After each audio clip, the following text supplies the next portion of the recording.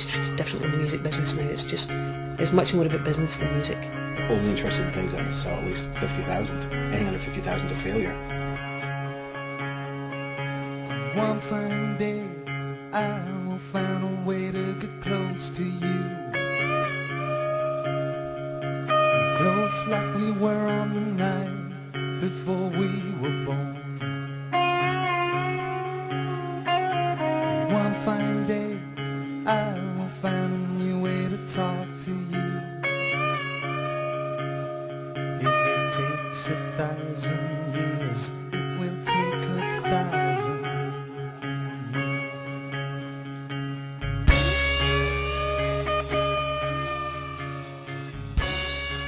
The music industry is difficult for artists just naturally involve themselves in that whole industry side of things, because it's all about profit. It's about making some money, which you can't blame them for that. That's what they do. I suppose the time when I went to Austin to do the album for Atlantic, and when I got there, they basically said, no, just send her home, we've changed our minds. That was a horrible time. The major labels now are just so conservative, just not taking any chances. One of the big new things that just happened like in February of this year is that Sony, for example, they're only signing bands that either appeal to under 20s or over 30s. They just want the teen pop market for the school kids, or the over 30s, sort of more dad rocky kind of stuff. There used to be a nice gap between kind of rock and roll and sort of whole kind of commercial popularity. There's always something quite cool about being, but now it seems it's totally together. But that's all right though. In 1992, that's when I realised I was on the wrong path, and it was if I was into money and into that path, it would have been a good path, but it wasn't right for me, you know. And I found myself in Los Angeles in making an album for 140 grand. And then when I came away from there, I went to Africa and I met guys with 3 jobs and they were making £22 a month. And I just felt physically actually sick. I can hear my demons breathing. I feel the storm might break my windows in. Somewhere near 1 million mutants are grieving for what they are and what they might have been. And there's no use in understanding. Perfection isn't fetching anymore. My only choice is a noiseless whisper.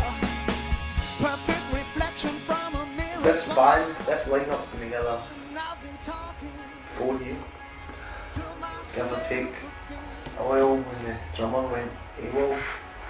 The injustices that people have to face day in, day out inspires us. This is the bottom line. This is the lower levels of the British music industry, man. The difference between us right now and a band that signs very little, I mean, what we're doing still creating, which is what it's about, you know what I mean? We're creating music, we're basically documenting our time here through the medium of the music. I feel the storm might break my windows and somewhere near 1 million mutants are grieving. I hate getting folk who grudge all, it's all shit, it's all pish, it's a good industry, man. It's hard, it's supposed to be hard, so that's good. I always felt like a fool within it. I felt powerless. I just don't have that networking kind of thing, so I mean, when I used to go to the record company, it was like going to dentist for me. I don't know if I'm really involved in the music scene so much anymore. I think folk that have been doing it for years and years, as I have, as Martin has, as Eddie has, you just realise it's not really that dog-eat-dog world that everybody talks about, and you know, one less musician is good for all the other musicians, all that kind of crap that you hear over the years. I think everybody's like, well, you're doing it, good for you. If there's some sort of hand I can lend you, then, you know, let's make it easier.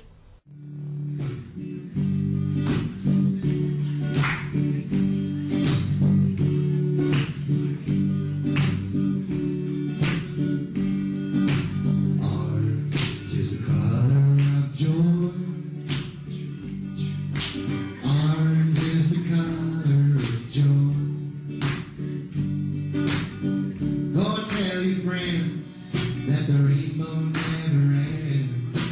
Orange is the first time I played in Glasgow, which was 1982. That's nearly 21 years. But I was playing from maybe 14 in the pub bands and that.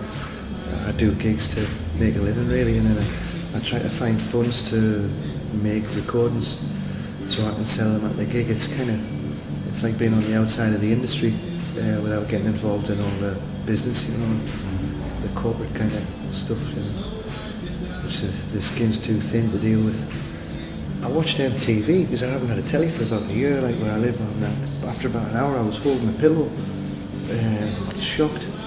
Everything was arrogance, and I found that quite scary.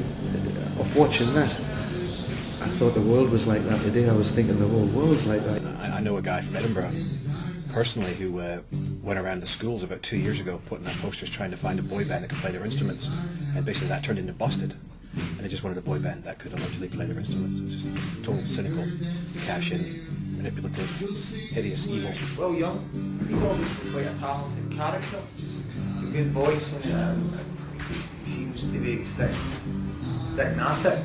I mean, the husband, that's all. The sooner it goes away, the better.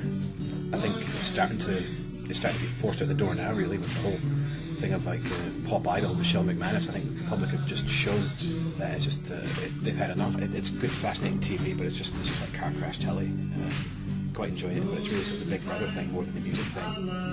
I think it's a real shame for a lot of the people that are doing it, because I think they think there's this big pot at the end of the rainbow, and I suppose it's the same as anything you get to most places because you work hard and you say about it, but I just think that it feeds into the whole bubblegum aspect of pop culture, I suppose. It doesn't really do it for me. It just puts less value, I think, on what I consider to be talent.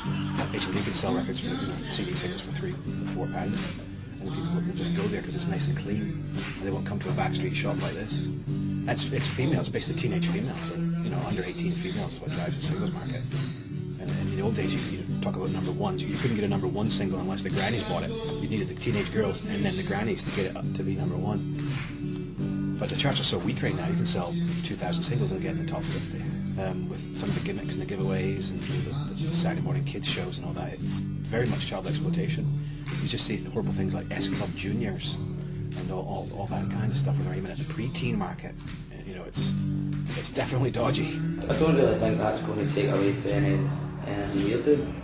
People are always going to buy, there's always going to be teeny boppers out there, teeny boppers for something or other. Manufactured bands are different, just light entertainment, like Michael Barrymore bands.